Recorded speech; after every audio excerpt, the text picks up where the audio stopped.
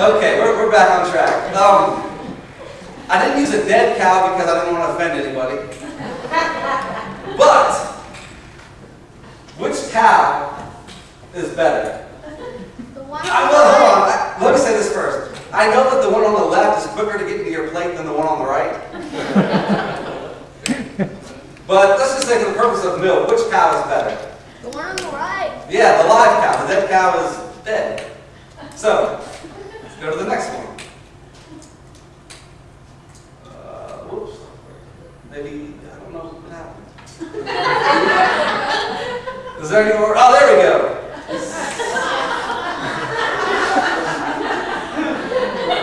Which chicken is better for, not for getting to your plate, well, you don't want to eat the roadkill chicken anyway, but which chicken is better? The one on the right. The one on the right. There you go. All right. Here we go. We have next is an apple tree. Which one is better? Which one is more productive? The one on the right. The one on the right. The one on the right. All right. Here we go. This is the last one, I think. Which worker will you get more work out of? The person on the left or the right? The one on the right. So, what I'm trying to show you that life is obviously better than death. Life is obviously better than death. But when you look at the scriptures, it says that Satan has the power of death. That's his power.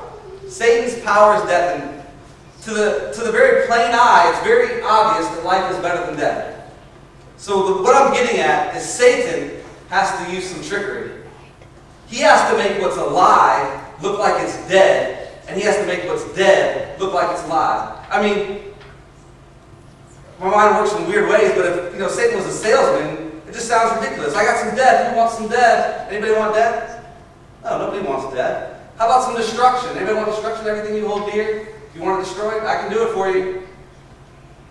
He's a smart guy. He realizes that if he comes at you that direct, we're gonna reject that. We don't want death. We want life.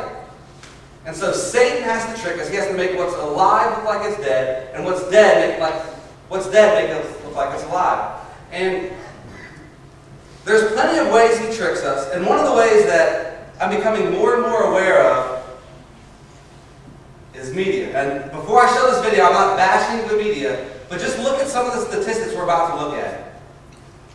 And I'll explain a little further after we watch this video how I think Satan is slipping into our lives with it being unnoticed.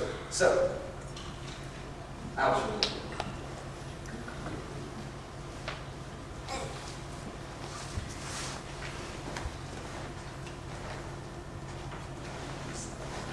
According to recent studies, the average person in the U.S.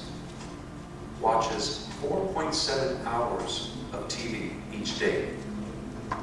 That equals 33 hours a week, or 142 hours a month.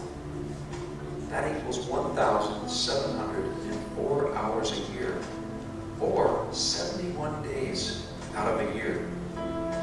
The average person spends 2 hours on the internet each day.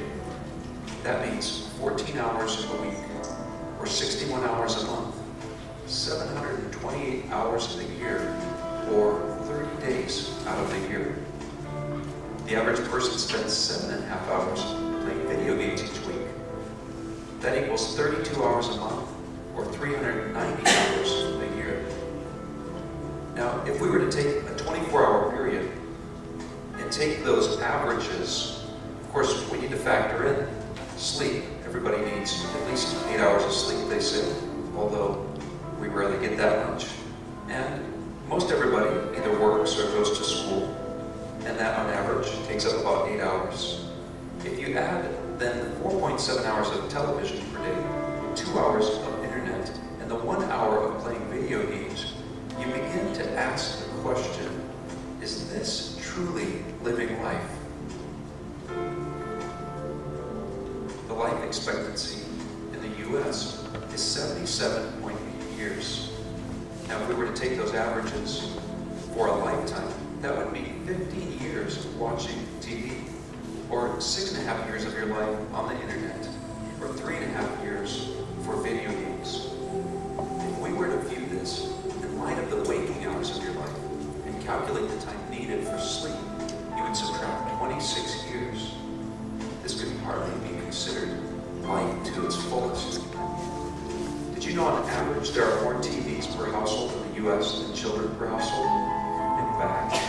2.75 TVs per household and 2.57 total people per household.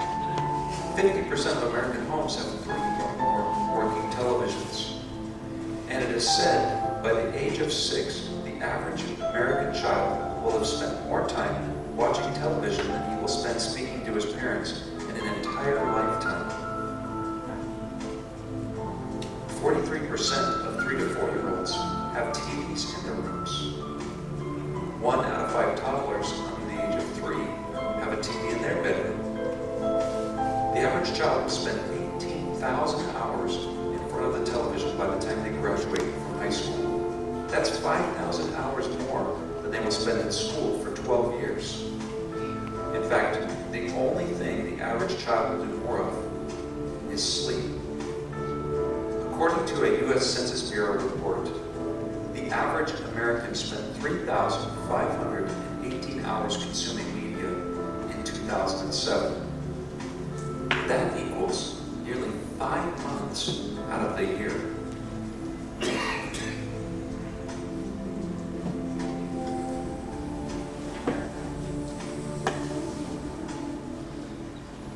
There's a lot of stuff in there that I think should wake us up, but I want to point us to 2 things that I think is really alarming, especially looking at the light of before 6, a child will have watched more TV than spent time talking to their parents in their entire lifetime before they're age 6. And then the other one is, by the time they graduate, they'll spend 18,000 hours in front of a TV. That's 5,000 more than they'll spend in school. So that amount of media consumption, I think, raises really 2 key points that I want to point out just about that. Is that amount of consumption destroys relationships. We're isolated within our own homes. I remember one time Vanessa and I, about a year and a half ago, we went out to eat at an Olive Garden. And there was this family there, and there was the dad. He was on his phone, like he was checking his emails, making business calls. The mom had the toddler. There was a kid about 12 who looked like he was texting, and a child younger than that was on a DS. And this wasn't a snapshot of the evening. I kind of paid attention. That was the whole evening.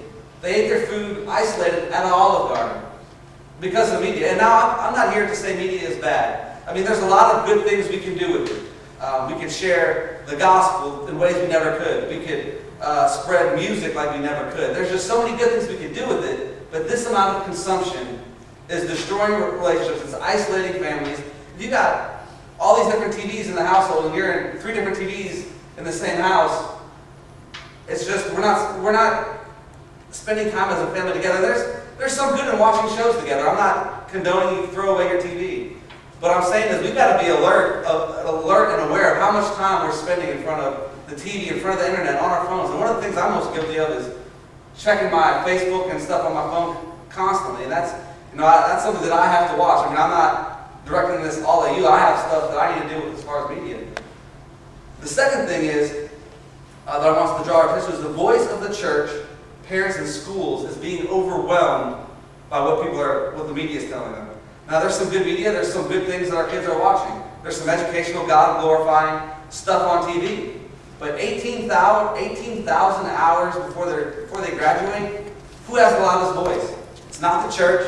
It's not even parents, and it's not school.